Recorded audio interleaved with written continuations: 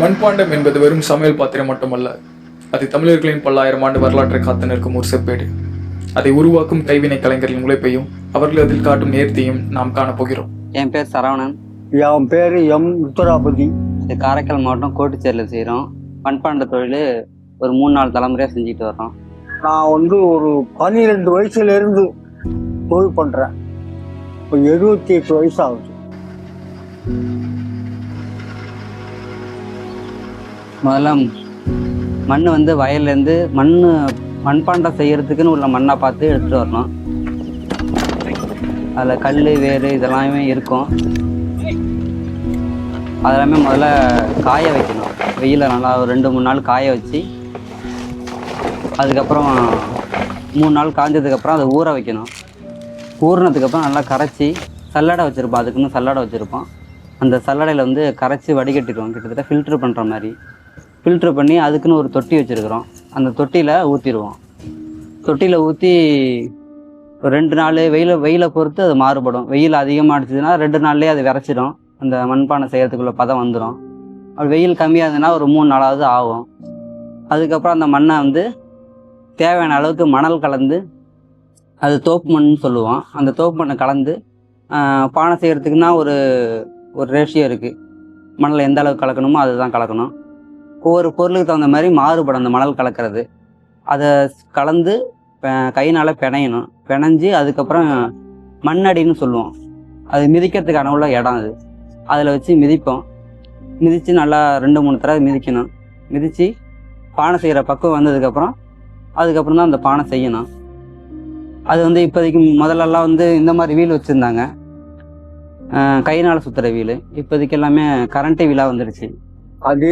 அதே மாதிரி தான் பழங்காலத்து தெருவை கிடையாது. இப்போ இடையில கரண்ட் வீலுக்கும் இதுக்கும் முன்னாடி இருந்தது வேற மாடல். இதே மாதிரி தான் இருக்கும். வண்டிக்கால் சக்கரை மாதிரி 2 காலையும் இணைச்சி நடுவால் பழம் இருக்கும். புளியா மரத்தில் வயரம்னு ஒன்று இருக்கும். அதை கடசப்பட்டையில் கொடுத்து பாந்தமாக அழகாக கடைஞ்சி ஒரு கூர் அதில் இருக்கும். இதே மாதிரி தான் வீல் இருக்கும். கீழே மண்ணால் பொட்டுன்னு சொல்கிறது. அதில் ஒரு கருங்கல்லில் குழி போட்டு ஒரு மண்ணை வச்சு அதில் பறித்து போடுறது. பறித்து நல்லா காய்ஞ்ச பிறகு அந்த கல் குழியில் கொஞ்சோண்டு எண்ணெய் விளக்கெண்ணெய் விட்டு இந்த திருவைக்கு சாய்ச்சோம்னா அந்த கூரை தான் ஓடும். அதுதான் அதில் கண்டுபிடிச்ச திருவை. இது இப்போ சமீபத்தில் ஒரு 35-40 வருஷத்துக்கு முன்னாடி வந்தது தான் இந்த திருவை. இது பேரிங் ஆச்சுங்களா. இது கம்பு போட்டு தான் கொடுக்கணும். இது எல்லாரும் செஞ்சு போடலாம். நான் சொல்கிறேன், அந்த கூறு திருவன்னு இருக்க எல்லாரும் பழக்கம் உள்ளவங்க தான் செய்ய முடியும். அதில் ஒரு நாளைக்கு ஒரு 50 பானை வரைக்கும் அதிகபட்சமாக செய்யலாம். ஒரு கிலோ அடிக்கிற ஒரு பானை ஒரு 50 பானை வரைக்கும் செய்யலாம். இப்போ அதோட இன்னும் சுருக்கமாக கரண்ட் வீடு சுருக்க போட்டால் ஓடுது. ஆனால் மண் ரொம்ப போட முடியாது. இதில் எல்லாம் மண் போட்டால் செஞ்சு வச்சோம் சொன்னால் குறைச்சால ஒரு 1 படி வடிக்கக்கூடிய பானை ஒரு 15லேருந்து 20 வரைக்கும் செய்கிற ஆள்லாம் இருந்தாங்க. நானும் செஞ்சுருக்கேன். இப்போ இந்த கரண்ட் வீலில் ஒரு 10 பானைக்கு மேலே செய்ய முடியும். மண் வைக்க வெயிட்டு லோடு இருக்காது. பேரிங்கி போயிட்டு இந்த என்ன சொல்கிறதோ வாழ்வு போயிடும். அதனால் 10க்கு குறைச்சி தான் வைக்கணும். 50 பானை செய்யணும்னு சொன்னால் ஒரு 10 தரமாவது மண் போட்டு தான் செய்யணும். ஒரு நாளைக்கு ஒரு 50 பானை வரைக்கும் அதிகபட்சமாக செய்யலாம். ஒரு கிலோ அடிக்கிற ஒரு பானை ஒரு 50 பானை வரைக்கும் செய்யலாம். அது வெயிலில் முதல்ல வெயிலில் காய வைக்கணும். வெயிலில் செஞ்சு போட்டுருவாங்க. வெயிலில் காய வச்சு ஒரு குறிப்பிட்ட அளவு ஒரு 1/2 மணி நேரம் சென்று திருப்பி விடணும். ஒரு பக்கமாக காய்ஞ்சிரும். அதனால் அது திருப்பி விட்டு மறுபக்கமும் காய வச்சு அதுக்கப்புறம் ஒரு 1/2 மணி நேரம் காய்ஞ்சதுக்கப்புறம் எடுத்து கொண்டாந்து நிழலில் வச்சுருவோம். அது நிழலில் இருந்து ஒரு 2 மணி நேரம் 3 மணி நேரம் விரைக்கணும். விரைச்சதுக்கப்புறம் மறுநாள் தான் நாங்கள் அதை தட்டுவோம். அந்த 50 பானையும் மறுநாள் தான் தட்ட முடியும்.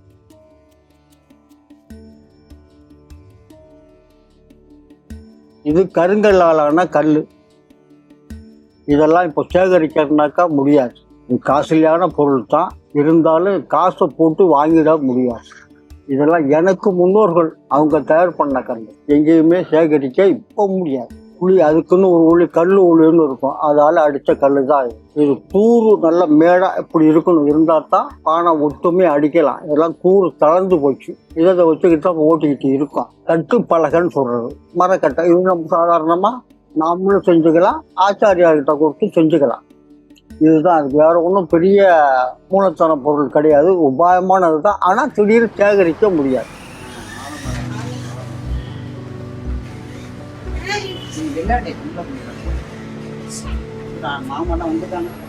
மறுநாள் தான் அதை தட்டுவோம். தட்டி அது ஒரு பானையாக முழுமையாக ஆக்கிடுவோம். அந்த தட்டுற ப்ராசஸுமே அது ஒரு 2-3 ப்ராசஸ் இருக்குது. ஃபஸ்ட்டு வந்து குதும்பல்னு சொல்லுவாங்க, அதாவது மேடு பள்ளமாக இருக்கும். தட்டி போடும்போது மேடு பள்ளமாகவே இருக்கும், அதுதான் ஃபஸ்ட்டு முதல்ல தட்டுறது.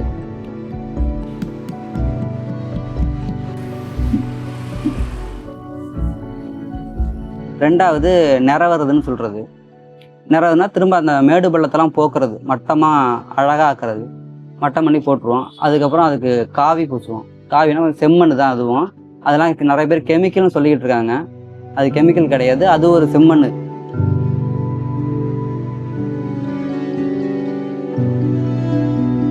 இப்போ எங்களுக்கு செம்மண்லாம் வைத்தீஸ்வரன் கோயிலேருந்து வருதுங்க.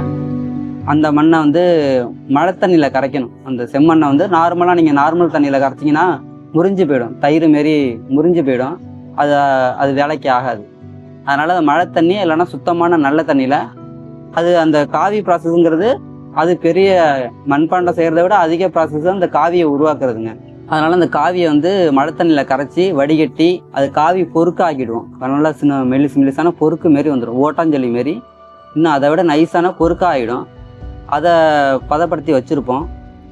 அது சூழ் அன்னைக்கு அதை கொஞ்சோண்டு ஊற போட்டு அதையும் நல்லா கரைச்சி அந்த மண்பானையில் பூசுவோம். அதெல்லாம் சொன்ன பார்த்தீங்களா, நிறவி போடுறதுன்னு பானையை. அப்போ வந்து இந்த காவியை எடுத்து பூசுவோம். அந்த நிறவி முடிஞ்சதுக்கப்புறம் அது விரைச்சதுக்கப்புறம் அதில் இந்த காவியை பூசுறது.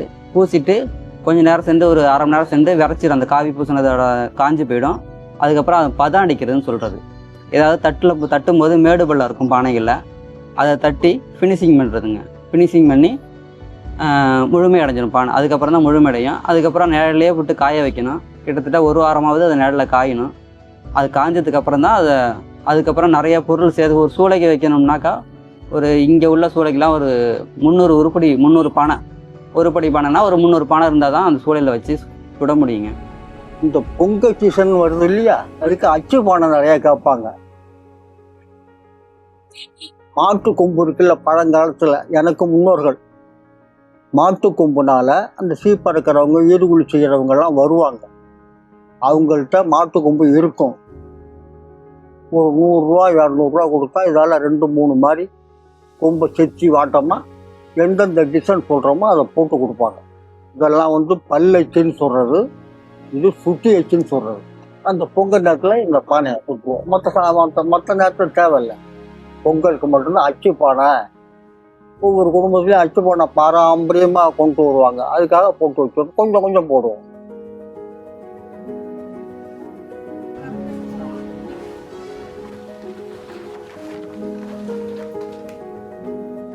அந்த செம்மண்ணை பொறுக்கெடுத்து முதல்ல சொன்ன மாதிரி திரும்ப காவி பூசுவாங்க. காவி பூசி அதுக்கப்புறம் தாங்க சூளையில் அடுக்கி அதுக்கு தேவையான தேங்காய் மட்டை அதில் உள்ளுக்குள்ளேயே கொடுத்துருவோம்.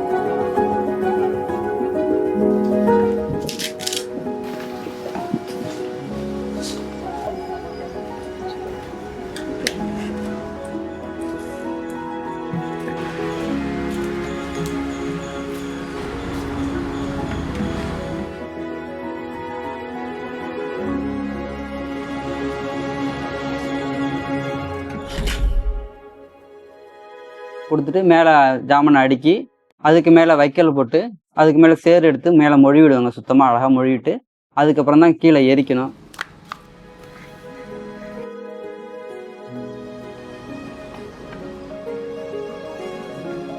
எரிக்கிறதுக்கு நாங்கள் வந்து இந்த பழைய கீத்து, விறகு இது மாதிரிலாம் எடுத்து யூஸ் பண்ணிக்கிட்டு இருக்கோம்.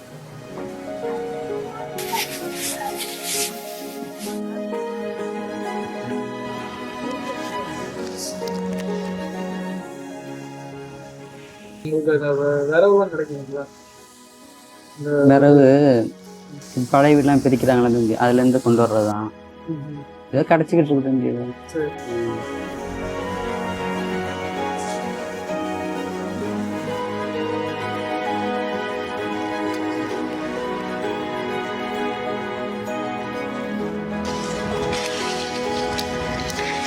நம்ம தொழில் இடையில கொஞ்சம் தம்மாகி போச்சு. எங்கள் காலத்துலலாம் பசங்களும் ரொம்ப படிக்க வைக்கல, படிக்கவும் இல்லை. எல்லாம் இதுலேயே தான் பூண்டுக்கிட்டு இருந்தாங்க. காலம் விரும்பப்படுற நவீன காலம் வர பசங்கள்லாம் சுதாரித்து நாங்கள்லாம் படிக்க வச்சோம். என்ன பாலா இப்போ வேணாம் சில பேர் படிக்க வச்சாங்க, நல்ல மாதிரியாக கவர்மெண்ட் ஸ்டாஃப்லேயும் பசங்க இருக்காங்க. சில பேருக்கு இல்லை, வெளிநாடு போயிட்டாங்க. அப்போ தொழில் நகைச்சு போச்சு. இப்போ வந்துக்கிட்டு இருக்கு, திரும்ப அதே தொழில் பிக்கப் ஆகிட்டு இருக்கு.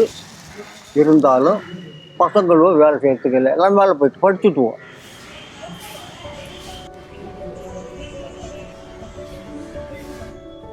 ஏதாவது ஒரு 50 ஆண்டு காலங்களுக்கு முன்னாடி இதெல்லாம் சாப்பிட்டது, புதுசோறு சாப்பிட்டதும் இதுதான், பழைய சாப்பிட்டதும் அதான். இது இப்போ நான் போட்டுக்கிட்டு இருக்கேன், யாருமே போடுறது கிடையாது.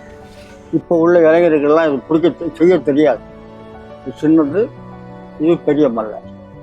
இப்போ என்னடான்னாக்கா வெள்ளித்தட்டு, சில்வர் தட்டு, என்னென்னமோ சூஸ் பண்ணுறாங்க.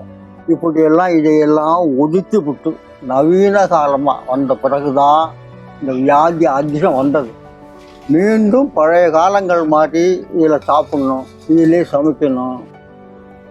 பழைய சாதம் வடித்து நைட்டு சாப்பிட்டுட்டு தண்ணி ஊற்றி அந்த பானையிலே தண்ணி ஊற்றி வைக்கணும்.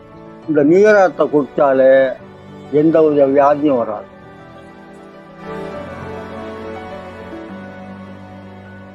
பானையை தவிர்த்து பூஜாடிகள் செய்கிறோங்க, அடுப்பு செய்கிறோம், சட்டி வகைகள் எல்லா சட்டி வகைகளும் செய்கிறோம். கீரை சட்டி, மீன் குழம்பு சட்டி, சாம்பார் சட்டி, இன்னும் சட்டியில் பல வகை இருக்குது.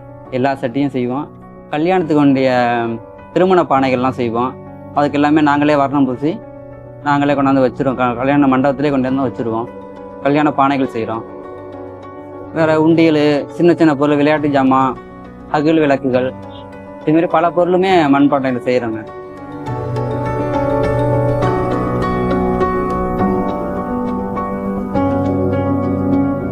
இப்போ வந்து மண்பாண்டத்தை நோக்கி எல்லா மக்களுமே வர்றாங்க. பழைமை நோக்கி திரும்பி வந்திருக்கிறாங்க. இப்போ வந்து புதிய கருப்பு சட்டிகள் எல்லாமே இப்போ நாங்களே தயார் பண்ணிக்கிட்டு இருக்கிறோம். அதுலேயுமே மக்கள் ரொம்ப விரும்பி வந்து வாங்குறாங்க. மக்கள் ஆரோக்கியத்து பக்கம் திரும்பி இருக்கிறாங்க. நல்ல வரவேற்பு இருக்குங்க மண்பாண்ட தொழிலுக்கு. செய்கிறதுக்கு தான் ஆள் பற்றாக்குறையாக இருக்குது.